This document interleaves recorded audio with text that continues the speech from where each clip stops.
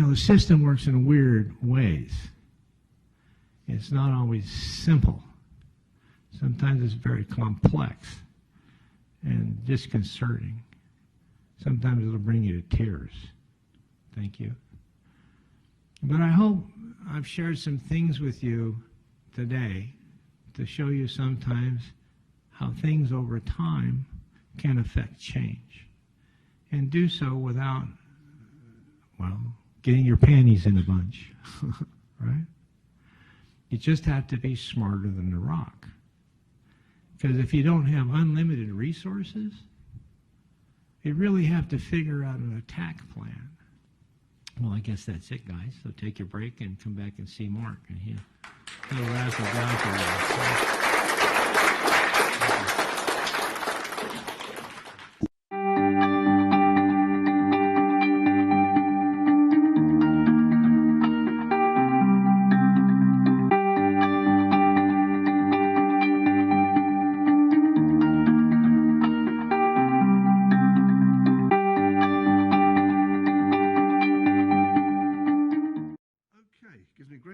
To introduce our next speaker, Harry Crouch. Harry's the president of the National Coalition for Men. He has over 45 years public, private and non-profit program and business conceptualization, design, development, training, management, monitoring and consulting experience. Harry helped design and launch a San Diego Domestic Violence Council gender-inclusive, non-denominational, faith-based domestic violence education, outreach and referral program, perhaps the first of its kind to include men as victims. He oversees the operation of and helps guide and grow NCFM. By referral, he also prepares parents for family court mediation, primarily high conflict cases. Gentlemen and ladies, Harry Crouch.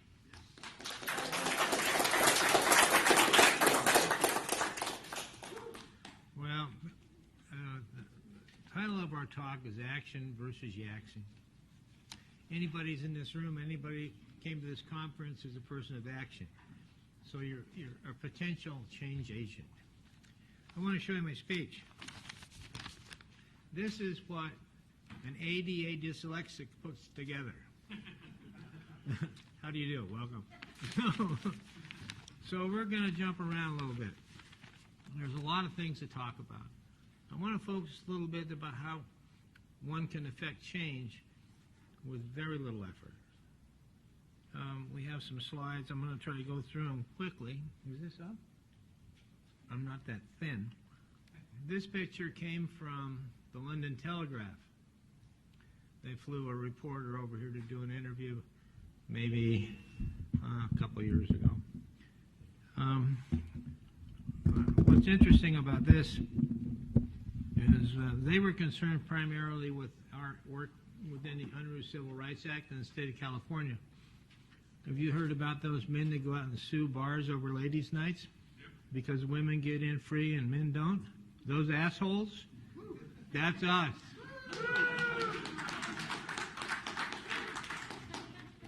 Matter of fact, I just got trapped by a reporter out here, and she wanted to talk about one of the cases. And she asked me, well, don't you believe that women should have a right to meet? I said, sure, as long as men have a right to meet. What's the difference, right? Yeah. But we have, our member, the National Coalition for Men has never filed a complaint against anybody with respect to the Unruh Act. Maybe one, Mark told me once, maybe. But our members have filed hundreds of cases, hundreds. As a consequence, just last week there was an organization that came in the state of California, and it's not a dating company, but it's a company that puts together speed dating things in restaurants for gays, lesbians, and heterosexuals. They separate them. Well, there were 4 NCFM members who actually signed up and paid $60 to go to these things to see if we would be discriminated against. And I think there's a list of us out there now, because the company canceled all their events and left the state of California. They won't be back. That's an example how you can take action and affect change. Because of the Unruh Civil Rights Act, and I think primarily the work of NCFM members over the past decade and a half, the state of California is now more gender inclusive. so you don't have to worry about walking in the bar and paying $20 when you get in free. Hey you! Yes, you! Watching this video. Did you miss out on going to the International Conference on Men's Issues? Or did you go and now you missed the fun times you had at this amazing event?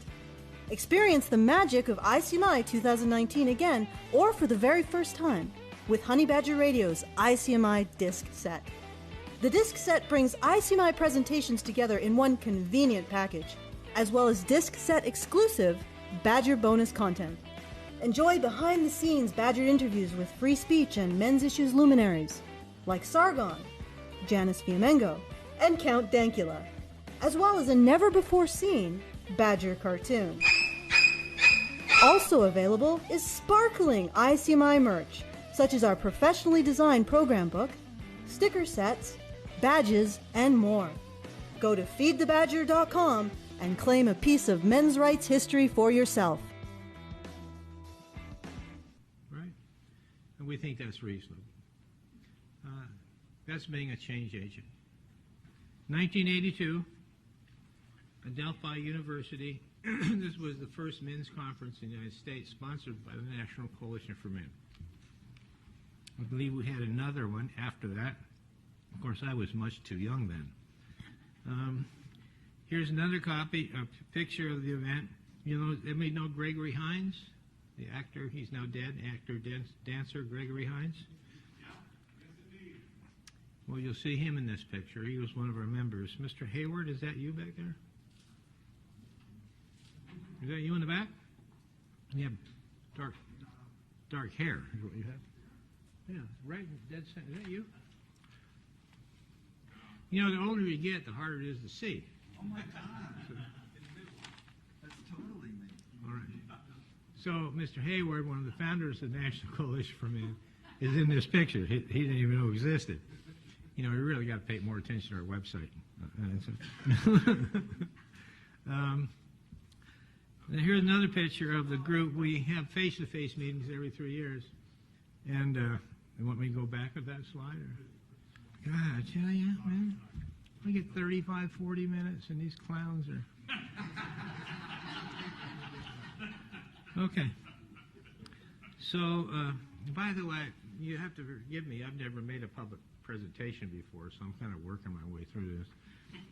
This is a picture of one of the first face-to-face meetings of our board of directors in New York. Of course, I wasn't there, but you might see one of our board members up there in the upper right, pretty young-looking guy. He's the old-looking guy sitting back there, Stephen Svoboda. Oh, there he is. It's the vision thing. Here's the vision thing. Stephen is, how do you say this, the longest-standing member of our board of directors. And Mark's on it. Who else is in here that's on our... Oh, shit. No, Mark's in there, yeah? Is Peter Alamano in there? Yes. Where are you, Peter? In the back. In the back. I have long blonde hair in those days. Oh, sure enough. There he is. Okay. Well, so who else is... Deborah Watson. Well, she's not here. Watkins. Will, are you in it? Where's Will? You're... Okay. Real quick. Stephen used to run the Northern California chapter of NCFM. Will is the current president of my chapter in the Twin Cities. Mark was the founder of the LA chapter. Who else is here? Phil Cook. We'll get to him in a minute. Who am I missing? Anyway, we have more members doing more things. We'll get to that too. Deborah, When Free Men decided to become a national coalition, it started a chapter in New York and one in Boston, and I was the first president of the... Well, there's another one. Oh, these guys keep coming out of the woodwork on me. So, the organization has been around since 1972. We're a 501c3 nonprofit. We're fully funded by individual donations and small and family foundations. Not small donations. They give us some pretty good donations. We don't take any government money. I refuse to do so. You take government money, you become part of the problem, not part of the solution. If you're a service organization like in Canada, that's a different deal. If you want to provide men's shelters, you want to provide support systems, things like that, go after the money. Go after the government money. And I used to write grants, audited grants, run grants, whatever, right? I just think it's a difficult thing to do if you want to move in a direction that you think is better than the government's moving, right? This is a picture of our 40th anniversary conference in San Diego 3 years ago. 40 years, okay? And you can see Cassie J., Karen, a number of other people. We've done all sorts of rallies, protests, that kind of effective in L.A., various other places. I got to get out of these slides. Ray Bluehurst, who is now a member of our L.A. chapter, created all these signs, drove around a pickup truck in Los Angeles trying to affect change. Okay, let me get away from that. Phil Cook. A number of years ago, for those of you who went to his presentation, he's the author of Abused Men, The Hidden Side of Domestic Violence, which was the first definitive work on abused men written. I'm from Alaska. When I got involved with this work, I flew down to see Phil to see if the guy was crazy. And I found out that he was, and I fell in love with the guy. So, years later, in San Diego, which is, quote, the DV capital of the world, San Diego, California, and I'll tell you why if you want. I went to a 40-hour training for domestic violence because anybody who wants to work in the domestic violence field has to take this training. And this was conducted by David Wexler, Northern Training Institute. 40 hours, 5 days. I suffer through this shit, you know? And at the end, I asked Mr. Wexler, how come there's no discussion about abused men? This guy's got more PhDs than the university, right? He looks at me and he goes, you know, I've started to hear about that. Really? And so I says, why don't we integrate something in your presentation so we can start educating people who work in the industry, law enforcement, judiciary, court system, whatever, all the people who are required to take this friggin' course. Why don't we talk about abused men? I got a guy. I know a guy. And it's Cook, Phil Cook. And he bites. He takes the bait. So we spend the summer getting Phil certified by the APA because you have to get, what do they call them? Credits. Continuing education credits. And we bring Phil in, and they hate him. Although we went to Coronado Del and had a good shrimp cocktail. So why is that significant? That's significant because what it triggered was a continuation and an integration and a better understanding of abused men from those trainings forward. The next year we brought in Carol Ensign from Antelope Valley DV Shelter, and she'd been working with abused men for years. After that, another person. After that, another person. And then finally we brought in Martin Fiebert. Anybody know who he is? Brought in Martin Fieber, who maintains the largest bibliography of studies about abused men on the planet. And he's very diminutive, this big. His wife's this big. They're sweethearts. They wear tweed, you know. And they came in and they wowed the crowds. Why is all this significant? I'm talking about change. I'm talking about action versus yacktion. It's significant because we planted that seed and it's still growing. To the extent some years later I found out that Wexler was going to be doing a training for family court mediators, and I said, I'm going. And I went, and sure enough, half the day he was devoted to abused men. Why is that significant? Well, now what you're doing is you're training all the people who are involved with the California court system, at least in Southern California, and you're raising their awareness about abused men and how does that impact things when it comes to custody issues or discussions in court. Correct? Total, I might have had 40 hours into that. So it's action versus yacktion. Stop talking about shit and do something. You like to tell people, too, you got to be smarter than the rock. What does that mean?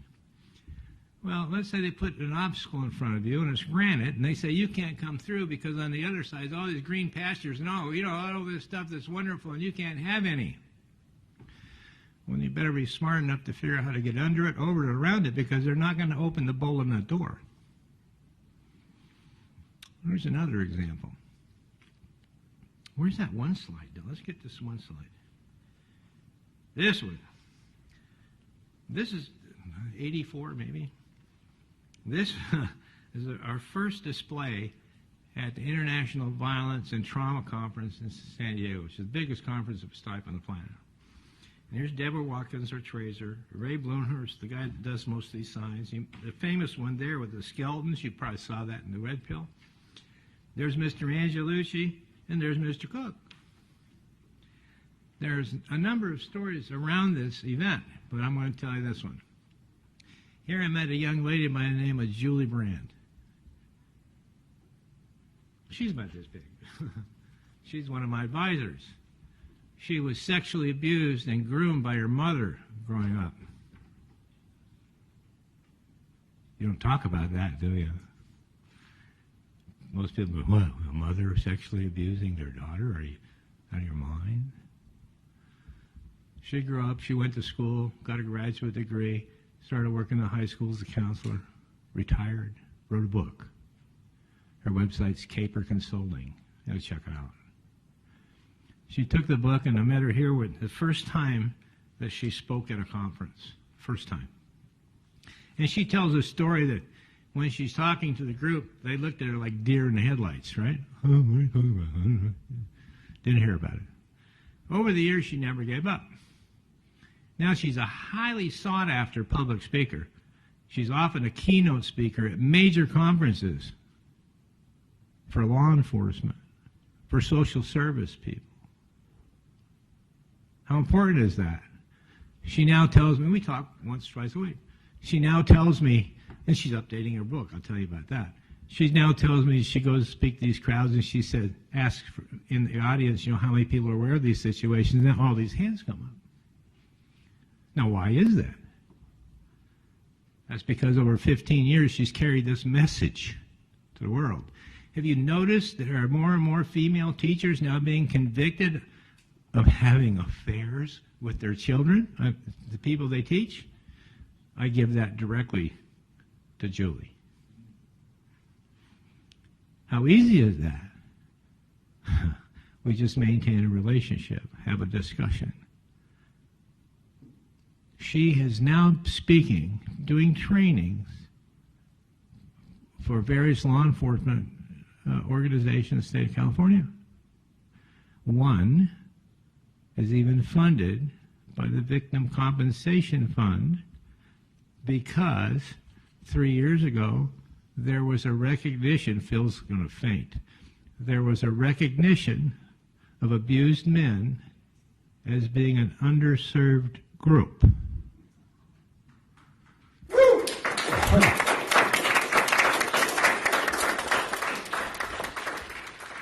That might have been delayed a long time were it not for Julie Brandt. So now what's happened is it has been more politically correct for her to talk about people in positions of responsibility who sexually abuse young boys. She's now modifying her book, and she's now being asked by various departments of the state of California and elsewhere to have presentations about that. That's huge. That's absolutely huge. It may not be areas of interest you guys hear about all the time. That's huge. You want to affect change? Then you find change agents, and you help the change agents do what they do. You can't do it all by yourself. You talk about legislative change, let me tell you something. We've heard several presentations in here about the universities, correct? And they've been talking about the problems on various universities, correct? Everybody got a pen and a paper? Let me tell you about this in less than 10 seconds. Write down women's studies for me. Just write down women's studies. I told him. So write down women's stories and craft studies, women's studies. Now cross out the W-O. Now cross out the S-T-U. What's left? There you go. That tells you everything you need to know about our current university system. And that's the attitude. Warren Farrell in his first book, or second book actually, talked about the disposability of men. Well, now it's real. It's real. So let's talk a little bit more about how you affect change. Well, the National Coalition for Men. Has anybody ever heard of the family justice system? Yeah? About about 12 years ago, under George Bush Jr., he appropriated $26 million for the establishment of 16 centralized one-stop domestic violence shopping centers. The first one, of course, was in San Diego because it's the capital of the domestic violence world. And the money came through a person named Casey Gwynn, who was an ex-city attorney in San Diego, and he's the second biggest swinging dick in the domestic violence industry. Well, these systems came in to provide these services. And they had the first conference in San Diego where they threatened me if I showed up. The police threatened me if I showed up. Well, screw them. Yeah, and I showed up anyway. And they had later on they had a training, a 40-hour-a-week training for volunteers. I showed up, right? Wearing my famous T-shirts, like arrest false accusers with cops arresting a woman, all right? Or women's studies sucks. Needless to say, I was not welcome. In the process of doing this, one day they brought a crowd of attorneys in from some Eastern European country, I forget what it is. And the woman, the attorney who's making the introductions, is going around the room and skipping me every time. And she finally runs out of people to introduce, and she's got nowhere else to go, right? Well, this is Harry Crouch. He's a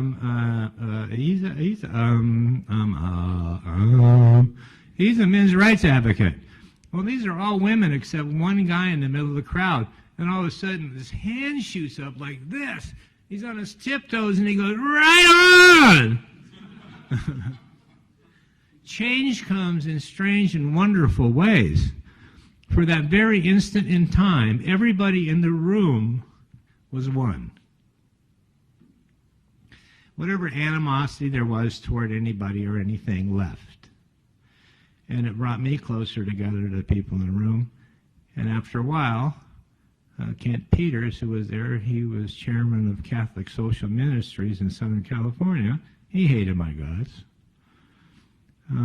Over time, we became good friends when he realized he was an abused man. Why is this significant? This is the director of Catholic Social Ministries in Southern California.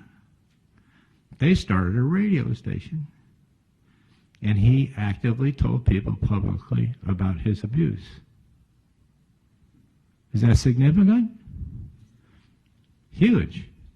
In that process, when I was welcome at the San Diego Domestic Violence Council, I helped develop a faith-based domestic violence education and referral program, first one in the nation. There was opposition. When I showed up in the meeting groups, Kent Peters would say, Harry, don't you have something better to do? Of course I didn't. But change comes in mysterious ways. I'll show you something else. I'm going to get this thing working. Here's Will Hageman in our Minnesota chapter. Will and the other gentleman's Mark Bates. They table 20, 25 events every year. They probably passed, I don't know, what, 1 million pieces of literature? I mean, they're keeping one paper machine, manufacturer in profit for decades. They go from one event to another, handing out wristbands, educating people. How important is that? It's very easy. It raises awareness. It raises awareness. This raises awareness. That raises awareness. If you can't raise awareness, you can't affect change because the attitudes stay the same. Right? Attitudes stay the same. It's a wonderful thing these guys do. What's the next one? Is there a next one? Well, it's not working. So, what we're most noted for is our legal work, primarily Mr. Angelucci, but also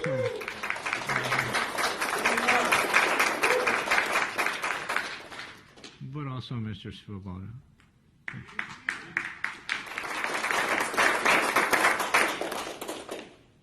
You know, Steve's one of the world's leading experts on circumcision and tactivism.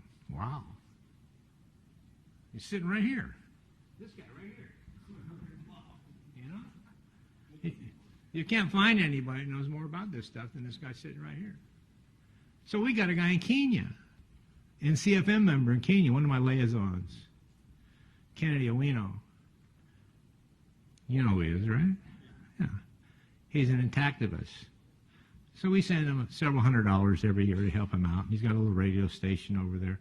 And he took on the Bill and Melinda Gates a few years ago, the Bill and Melinda Gates castrate or circumcise everybody from conception up in Africa. He took them on in one of the counties when there was legislation that would have allowed the circumcision of all adult men, and he won. He won. Right? That's action versus Yacktion. He's getting off his butt and is doing things. He puts himself at risk. And for a few $100s a year, we're able to help him achieve wondrous things for men in Kenya. Some of you did anybody go to the conference in Canada last week or the week before? Up there you might have heard a speaker, Carl Augustin. Carl is my liaison in the Democratic Republic of Georgia. He's also my international coordinator. Several years ago, he wrote a United States Convention for the Elimination of All Forms of Discrimination Against Men. Whoa, there's an undertaking for you. I can't have a hard time saying it. Fortunately, Carl's got some bucks, and he loves to travel. He's been to almost every country on the face of the planet. And every time he goes somewhere, he tries to find somebody that will sign this convention. How many signatures do you think we have? None. The UN is so feminist-oriented, you think anybody's going to stand up for men in this process? Not yet. But the fact that he's out there doing it, he's trying to affect change in his own wonderful way. And he's brought to us several liaisons in several other countries. I have some gentleman now wants to open something up in Belize, and we're talking to this gentleman right behind Chris about opening a chapter in Japan. And don't be turning your head around. You know what I'm talking about. So I'm really happy to announce that that's a real strong possibility. How hard is that to do? Not very hard. You know, it takes me about 20 hours and costs us $1,000. Boom. Right? And all of a sudden we have another mouthpiece somewhere that can help raise awareness. That's action, not Yacktion. It's not just talking about it, it's going to do it. Okay, one of my favorite stories. Action, not Yacktion. This is a big-ass bus. That's a 42-foot custom coach. When I was more involved in family court situations, I'm now doing broader things. Well, we did a monthly get-together with guys from family courts. I'd cook at the office. You know, I'm a pretty good cook. And we sit around and talk and think about things. But it turned out to be a bullshit session over time, so we stopped doing it. But one of my guys comes to me. His name's Larry Kirkman. He comes to me and says, Harry, I still got some money left. I can't say how much because his ex might hear it. But he said, I still have some money left. I don't want to give it all to the court system. I want to go buy a 42-foot custom coach, wrap it all in purple vinyl, and drive it around the country advocating for shared parenting law. I said, well, I was pretty ambitious. Well, I need your help. Oh, shit. I don't know anything about that. I can't help you. I'll donate $6,000 to your chapter. When do you want to start? And so 2 days later, we were in Tucson and bought a bus.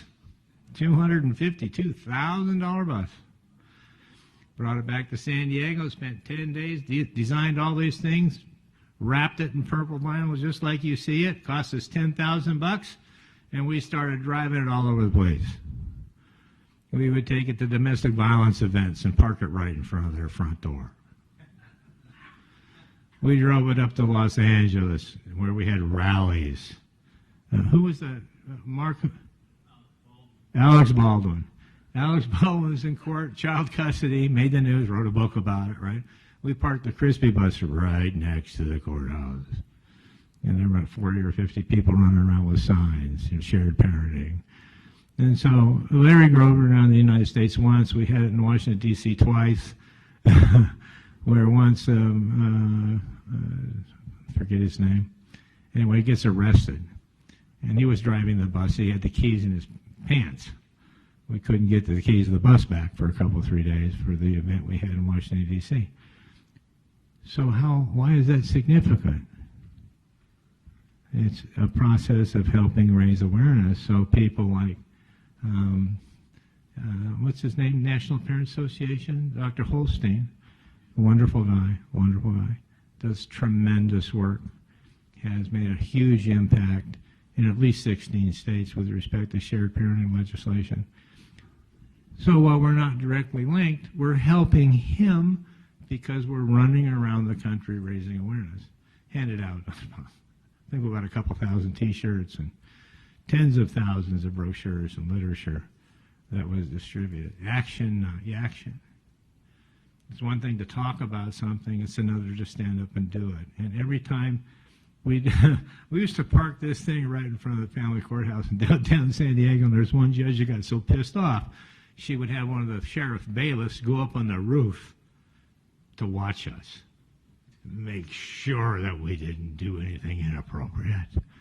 Right? Crazy stuff. Crazy stuff. But as a consequence, we help change attitudes. And that's extremely important.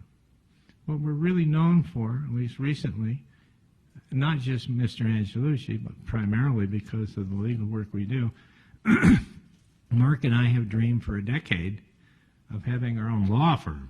Well, we're close. We now have a group, a cadre of attorneys and paralegals and investigators that believe we should be doing some things. And knock on wood, when I get back, I may now have a retired FBI agent coming in to help us join our team. We need that.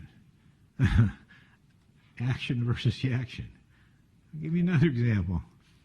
I pick up the phone one day, and it's this woman named Angela. Right? Who the hell are you?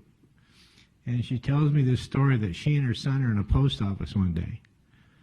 And they're looking up at the signs, and she sees a Selective Service recruitment bulletin. And she goes, why my son? Right? And so she wants to become an activist. She was an ATF agent, the first woman to graduate from the academy, and then a forensic accountant for the FBI. She's now my treasurer. So I'm really happy about some of those things. And now she brings that perspective. And she's married to a Navy SEAL, Team 6. So how important is that? How does that work? Where do you think they take that information? Into the military, maybe? Which is really screwed up. How much time do I have, by the way? 10 minutes? Did I just figure that out on my own? You know what? I didn't tell everybody up front, and I should have, because even though I'm not a public speaker, often when I go places, there's a troll, a plant in the audience. And this bitch, I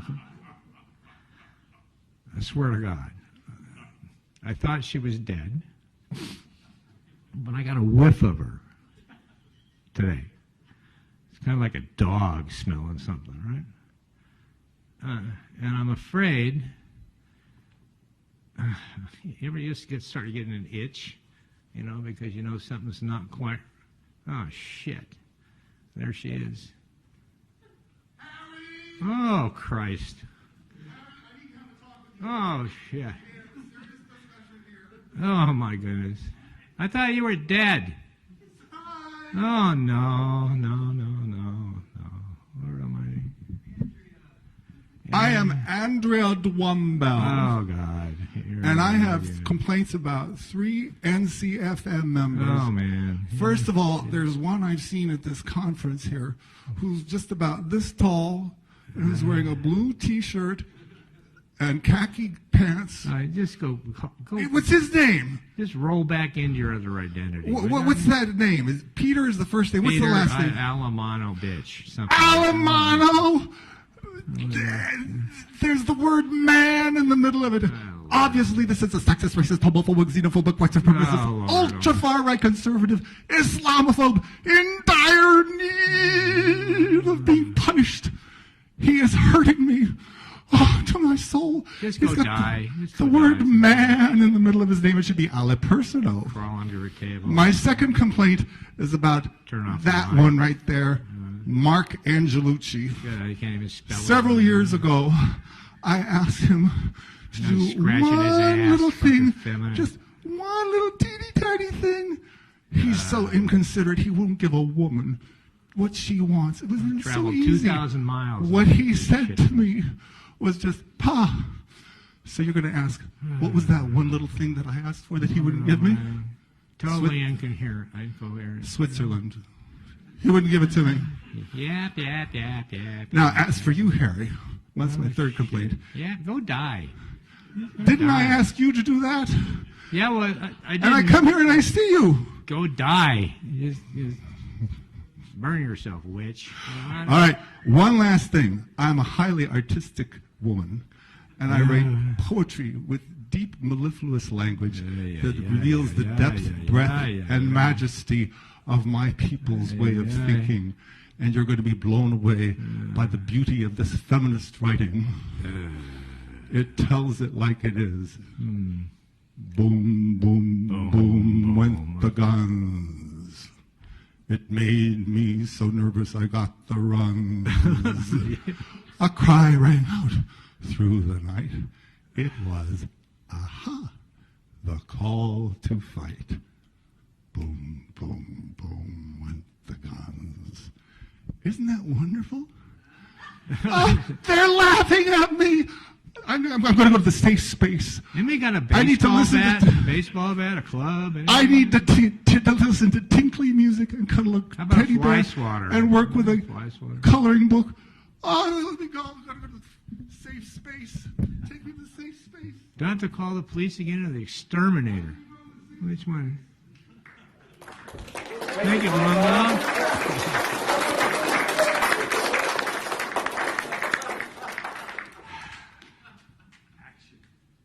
Versus Yacktion. Sometimes it comes in strange and wonderful ways. Strange, certainly. And Mike, who I just met, met this definite. He pointed out to me that in another presentation I used the word victim, which I know better to do, and I should be using the word accuser. Did I use the word victim?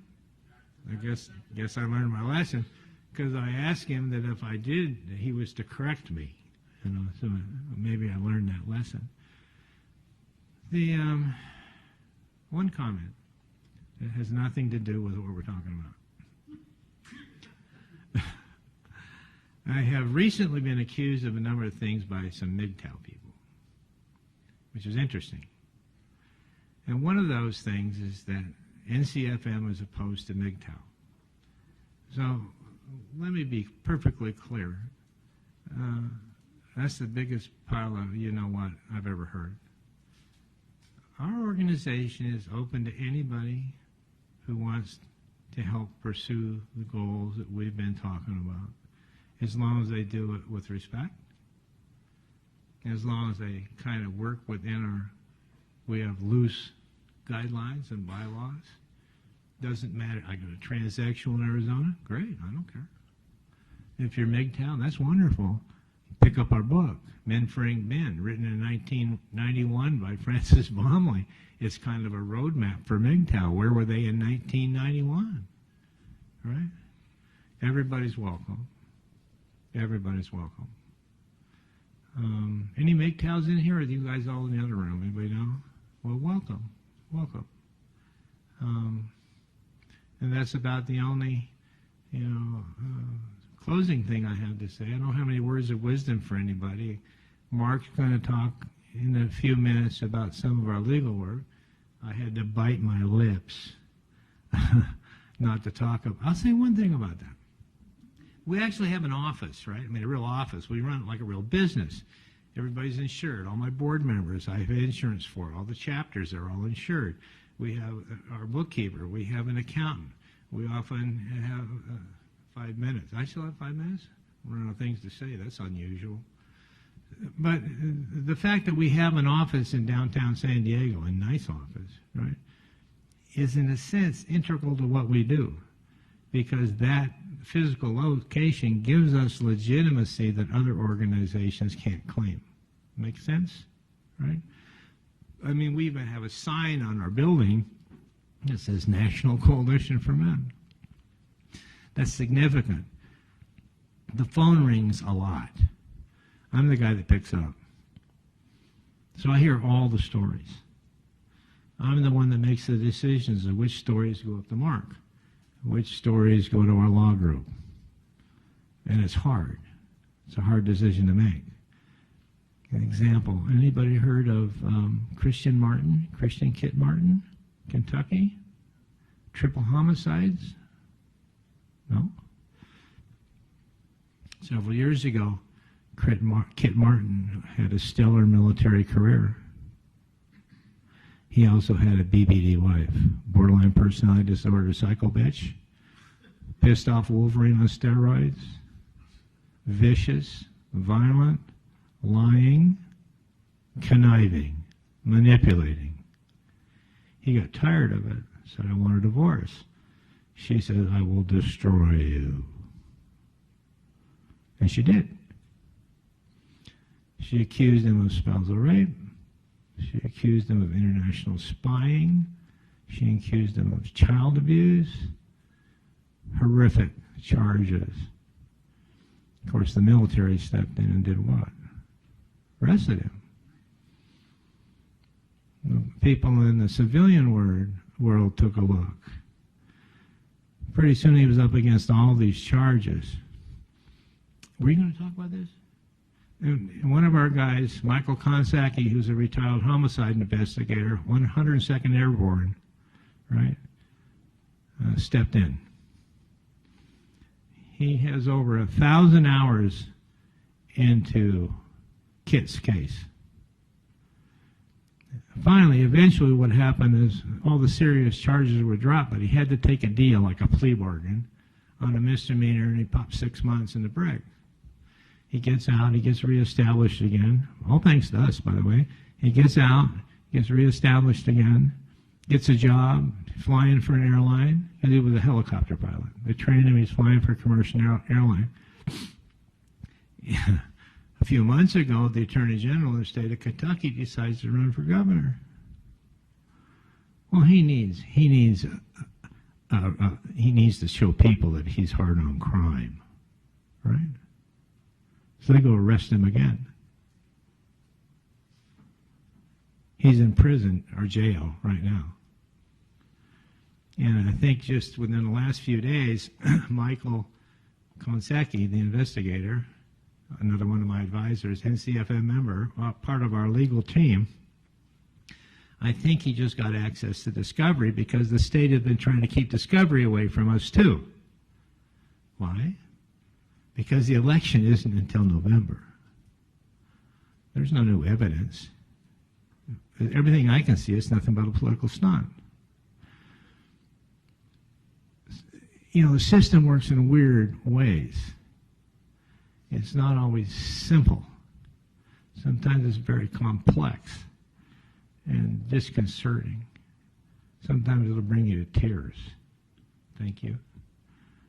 But I hope I've shared some things with you today to show you sometimes how things over time can affect change, and do so without, well, getting your panties in a bunch, right? You just have to be smarter than the rock. Because if you don't have unlimited resources, you really have to figure out an attack plan. Well, I guess that's it, guys. So take your break and come back and see Mark, and he'll razzle dazzle you.